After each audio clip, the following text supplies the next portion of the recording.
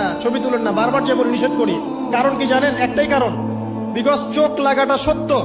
নবী সাল্লাল্লাহু আলাইহি ওয়াসাল্লাম বলেছেন, ইন্না আইনাল হক, চোখের নজর সত্য। নবী করিম সাল্লাল্লাহু আলাইহি ওয়াসাল্লাম বলেছেন, এটা সত্য। কারণ নবী করিম সাল্লাল্লাহু আলাইহি ওয়াসাল্লাম যা বলেছেন, সাদাকাল্লাহু ওয়া সাদাকা রাসূলুহুল কারীম, নবী যা বলেছেন, আল্লাহ যা বলেছেন, চিরায়ত সত্য। এর বাইরে কোনো সত্য আছে?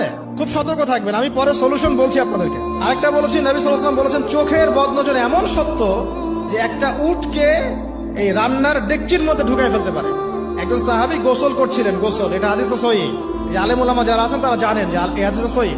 একজন সাহাবী গোসল করছেন, তার গায়ের চামড়াটা খুব সুন্দর ছিল, একদম স্কিনটা অনেক সুন্দর থাকে না এমন কিছু মানুষ? আচ্ছা, এখন আরেকজন সাহাবী এই গোসল দেখছেন দূর থেকে, দেখে বলছেন যে কি চমৎকার তার শরীরের রংটা, যেন কুমারী নারীর মতো, অনেকটা এমন একটা কথা তিনি বলেছিলেন। সাথে সাথে এই সাহাবী অজ্ঞান হয়ে পড়ে গেছে। কোন সাহাবী? যিনি গোসল করছিলেন।